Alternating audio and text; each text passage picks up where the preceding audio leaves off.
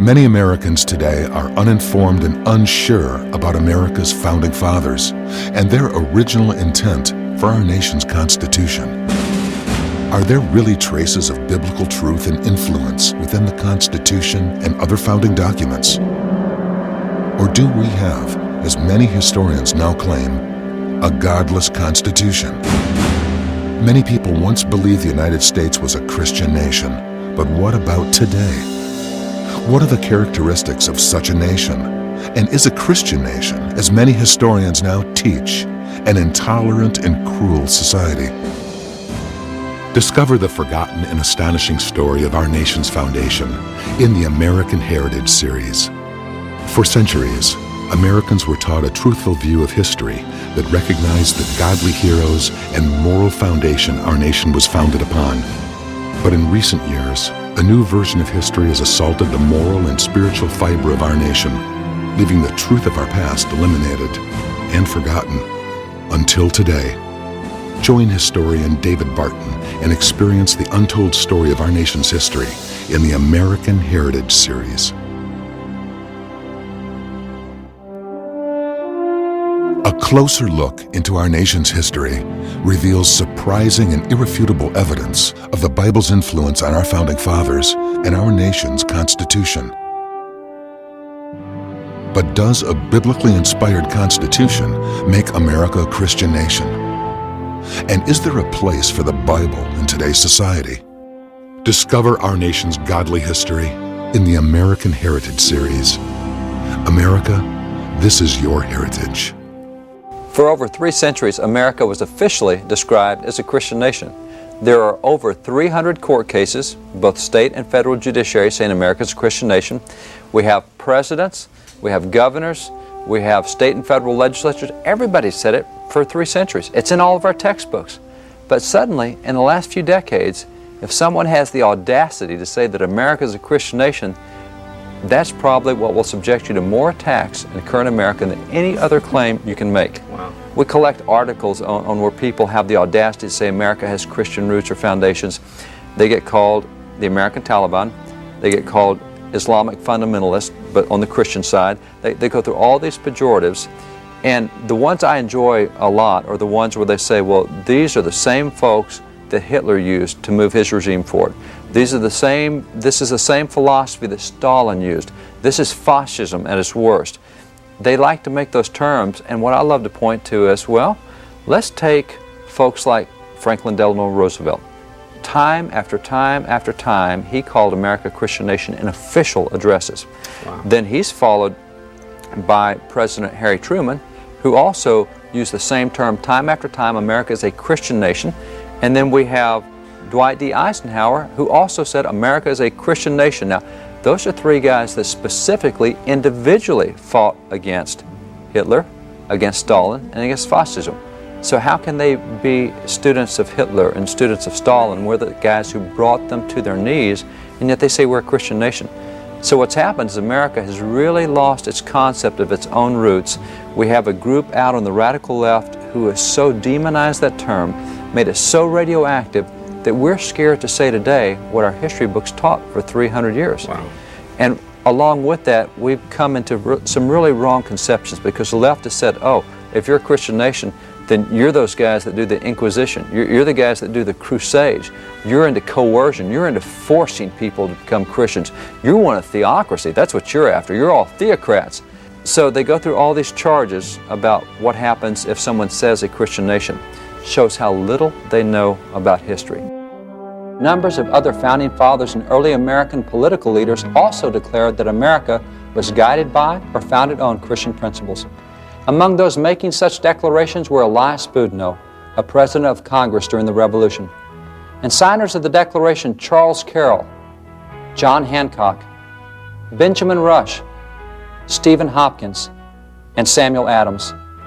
Also citing Christian principles as foundational are Constitution signers George Washington, Alexander Hamilton, Rufus King, John Dickinson, and Roger Sherman. Others making similar declarations about Christian principles in America include Samuel Chase, a signer of the Declaration and a U.S. Supreme Court Justice, Original Supreme Court Chief Justice John Jay, Justice Joseph Story, Justice James Kent, Zephaniah Swift, author of America's first legal text, and the U.S. Supreme Court itself, not to mention the U.S. Congress, as well as numerous state Supreme Courts and state legislatures. Other famous Americans who claimed that America was a Christian nation or was built on Christian principles included leaders such as General William Eaton, leader of America's first war following the American Revolution, and Daniel Webster, the great defender of the Constitution.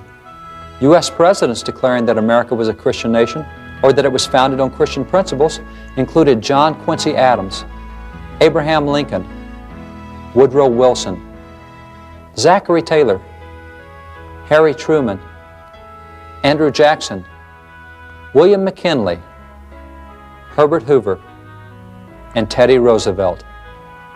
Educational leaders who taught students in classic American textbooks that Christianity was the basis of our country and its government included notables such as Noah Webster, the schoolmaster to America, Jedediah Morse, the father of American geography, and William McGuffey of the famous McGuffey Readers.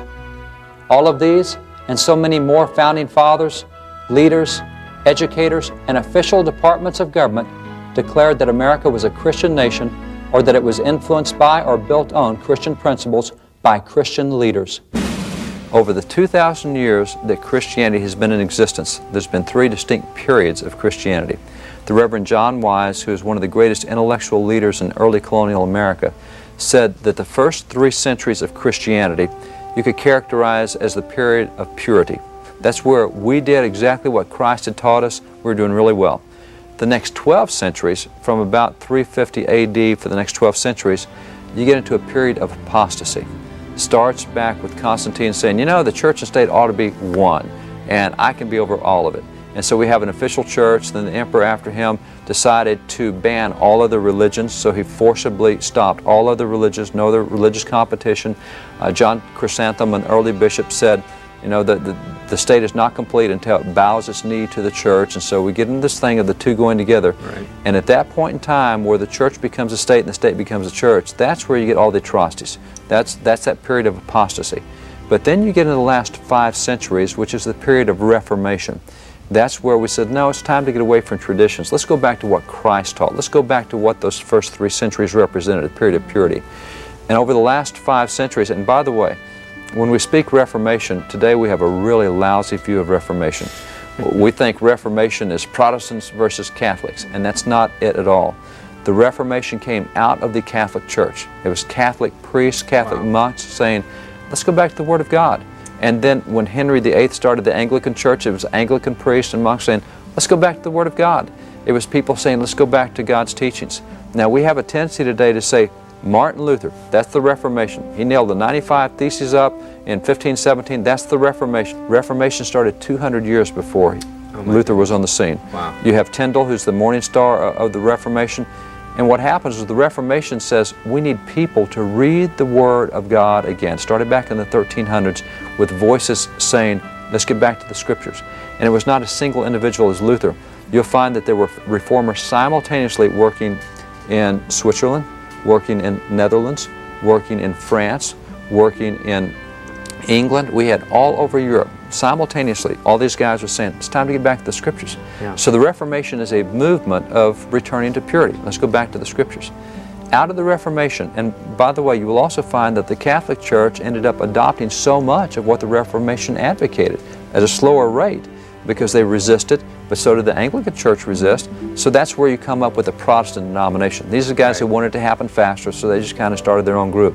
But the other 2 groups they had been working with eventually adopted the same principles. So the Reformation moved really all of Christianity back to a much more biblical position.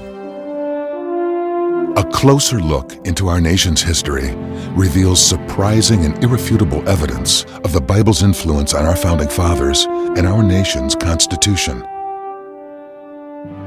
But does a biblically inspired Constitution make America a Christian nation? And is there a place for the Bible in today's society? Discover our nation's godly history in the American Heritage Series. America, this is your heritage. What you're really discussing is the establishment of we are a Christian nation. Yes, it is a Christian nation. There's a reason that judges and presidents and governors and historians and everyone else for 300 years said we were. Now, just because today we don't know what that is doesn't Right. mean it wasn't true for three Right. centuries.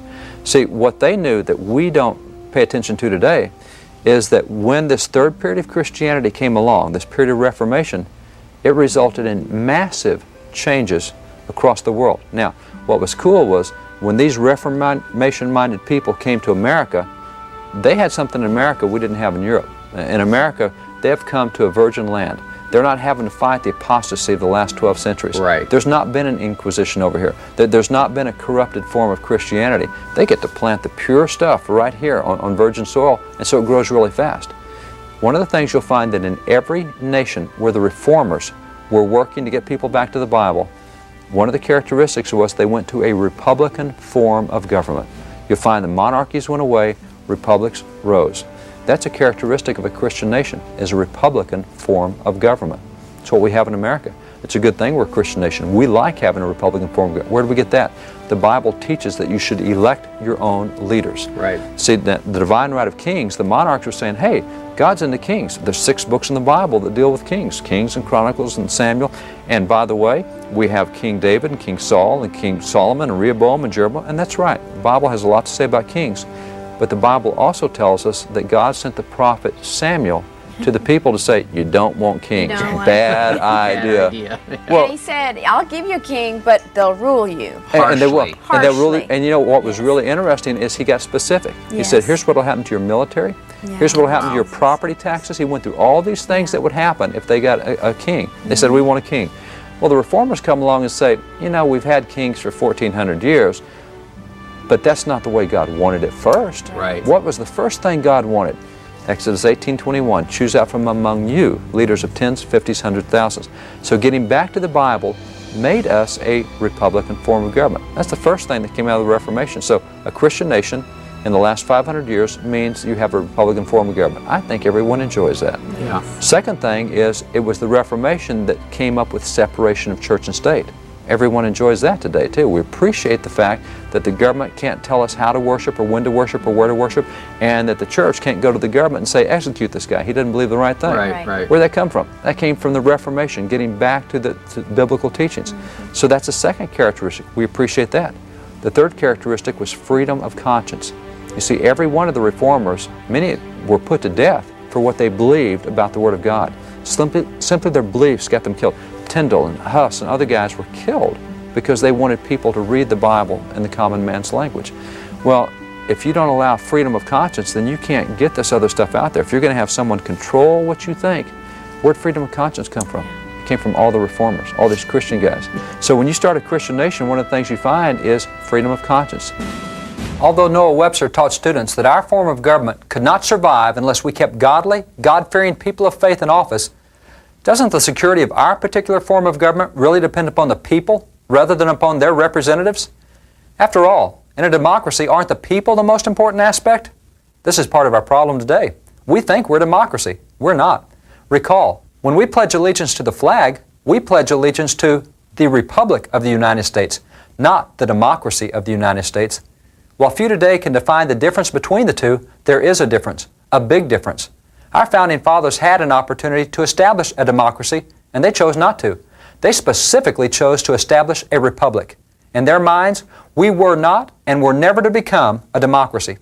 Founding Father Fisher Ames declared, "A democracy is a volcano which conceals the fiery materials of its own destruction. These will produce an eruption and carry desolation in their way." Founding Father Benjamin Rush was equally pointed. He noted, "A simple democracy is the devil's own government." Founding Father John Adams stated, "Remember, democracy never lasts long. It soon wastes, exhausts, and murders itself. There never was a democracy yet that did not commit suicide." So strongly did the founders oppose a democracy that when they created the Constitution, they included a provision to keep America from becoming a democracy. Article 4, Section 4 of the Constitution requires that each state maintain a republican form of government. A republican form of government as opposed to a democratic one. That is, to be a republic, not a democracy. What then is the difference between a democracy and a republic? Noah Webster explained that difference. He told students, "Our citizens should early understand that the genuine source of correct Republican principles is the Bible, particularly the New Testament or the Christian religion. The difference between a republic and a democracy is the source of its authority. In a democracy, whatever the people desire is what becomes policy. If a majority of the people decide that murder is no longer a crime, in a democracy, murder will no longer be a crime. However, not so in our republic. In our republic, murder will always be a crime, for murder is always a crime in the Word of God. It is this foundation which has given our republic such enduring stability, for since man does not change, he continues to need the same restraints he has always needed. It is the rights and wrongs revealed in the Bible which have provided those guidelines for our republic." You are teaching us the most incredible history Bible lesson that I've ever heard, that is all establishing the foundation that we're talking about today, which is America is A Christian a nation? Christian And what nation. it breeds is hope. Oh, Yeah. You're giving us we're hope. seeing it. Well- When we can see it, Dave, when that's who we were, we can be that We can again. be that. Yeah. And see, part of it is recognizing that's who we were. Because these characteristics didn't pop up. These characteristics we're talking about did not come from secular philosophers. Right. It was not secular people that came up with separation of church and state. It was not secular people who came up with republican forms of government. It was not secular people who came up with freedom of conscience. It was Christian leaders using the Bible. And these are the civic virtues that we love today. Yeah. But we fail to recognize where they came from. Well, and that foundation is still there. Nobody can take that away. Well, they're chipping away at it. As a matter of fact, the fourth characteristic of a Christian nation is that it's able to distinguish between theology and behavior. In other words, we can have the Ten Commandments. The court says that's theological. You can't have that. We say that's not theological. That's behavioral. Don't steal and don't kill and don't perjure yourself. That's not a theology issue. That's a behavioral issue. Right. So what we're able to do in a Christian nation is say, look, we don't pass laws telling you how to baptize people. We don't pass laws telling you what kind of communion to do, transubstantiation or consubstantiation. We don't pass laws telling you what kind of church government to have, whether it's an eclectic form of government or Presbyterian. We don't do that. But we will pass laws that tell you don't kill, don't steal, don't purge yourself. And yes, they are found in the Bible, but that doesn't make them theological. See, Christian nation, you'll find that Christian nations will legislate on behavioral things that are found in Scriptures, but they don't legislate on theological things that are found in the Scriptures. And so that's where America has been from the very beginning. We allowed freedom of conscience. Now, we did say the law of God is going to be the law of the land, and that's why the Ten Commandments hang in government buildings and not church buildings, because they're behavioral. A closer look into our nation's history reveals surprising and irrefutable evidence of the Bible's influence on our founding fathers and our nation's Constitution. But does a biblically inspired Constitution make America a Christian nation? And is there a place for the Bible in today's society? Discover our nation's godly history in the American Heritage series. America, this is your heritage. In recent decades, as literally dozens of cases have come to the courts. The courts have dealt with the Ten Commandments in dozens of issues. And the courts have taken the position that the Ten Commandments represent a huge theological debate. Now, I've had a lot of fun studying these cases. I can point to a number of them, and the courts point out that there are 4 different theological versions of the Ten Commandments. They say there is a Catholic version, there is a Jewish version, there is a Protestant version, and there is a Lutheran version. Now, this might come as a shock to Lutherans to know that they're not Protestants. I mean, they thought they were at the start of the Protestant, but these great theologians we have on the court now tell us that no, Lutherans and Protestants are different. So what happens is we're told that there's 4 theological versions of the Ten Commandments. And you look into it, and that's why the court says we can't allow the display of the Ten Commandments because that's a Protestant version. They'll think that the government's endorsing Protestantism. We can't allow that. That's a Catholic version. They'll think the government... I challenge any citizen to walk by any Ten Commandments and tell me what theological version it is. We don't look at it to say, oh, that's the Catholic version. Can you imagine a Protestant walking by and say, oh, that one says don't kill, that's a Catholic version, I don't have to obey that, I can kill something. We don't do that. That's not what it's about. Right. Do you know what the difference is between the 4 versions? It's only in how they're numbered. That's all. The text is the same from top to bottom, but because they're numbered differently, the Jewish version, what the Protestant version has is the prologue, I'm the Lord thy God, that's at the top of most of the Protestant monuments. That's actually commandment number 1 in the Jewish version. It's a matter that if it was in a paragraph, there's no difference. But they number them differently, and the courts have said that's why you can't have it. It's a huge theological debate. No, it's behavioral. It has nothing to do with theology. I don't know of anybody that debates the numbering of the 10 Commandments. Yeah. I was, well, you know, don't kill is actually not 6, it's 5, and therefore we don't do that. Yeah. And so the courts are starting to undermine these characteristics where that we could distinguish before between theology and behavior. The court's not doing that anymore. Understood. They're saying, you know, oh, that comes out of a religious book. See, we've had the same trouble with teaching premarital sexual abstinence. That's gone to the courts. The court says, that's a teaching you can find in the Bible. No, you can't teach that at schools. That's unconstitutional separation of church and state. They can't make the distinction between theology and behavior, and that undermines a nation. Let me make sure I understand what you're saying.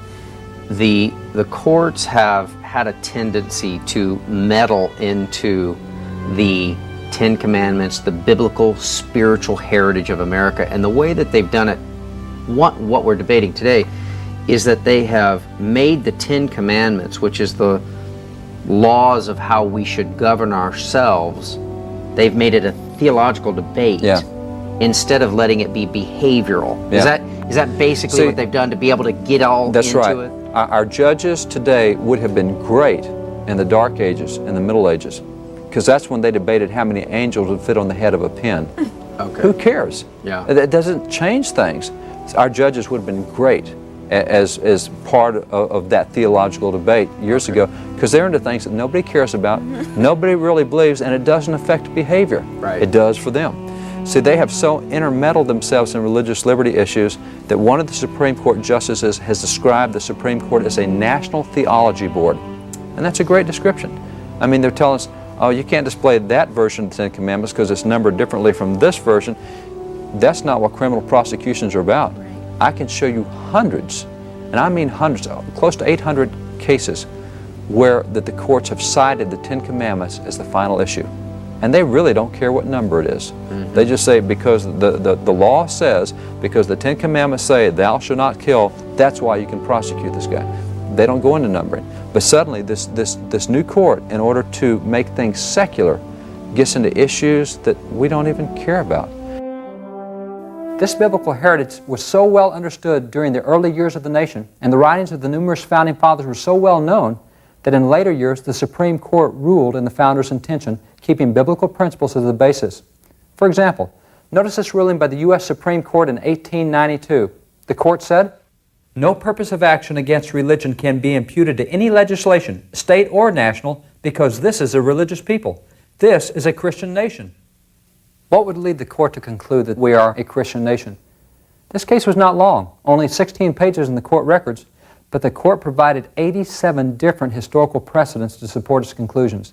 The court quoted the Founding Fathers, the acts of the Founding Fathers, the acts of the Congresses, the acts of the state governments, and so on. At the end of 87 precedents, the court explained that it could continue to cite many additional precedents, but that certainly 87 were sufficient to conclude that we were a Christian nation. The fifth characteristic of a Christian nation that comes from Christians is it's a free market approach to religion. We don't believe in coercion. Matter of fact, you'll find that this Christian nation, Founding Fathers called it a Christian nation, courts called it Christian nations. We invited every other religion to come here. We had a lot of Jewish patriots involved in the American Revolution, Jews and Christians side by side.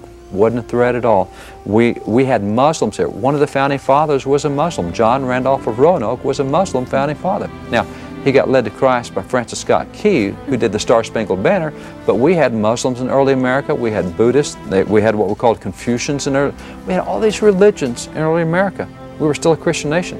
It wasn't because we tried to keep other religions out, it's because we said, you know what? We believe the presentation of truth wins every time. Right. We just put it out there, and we invite you to be, we're not threatened by you guys at all. You know what that is?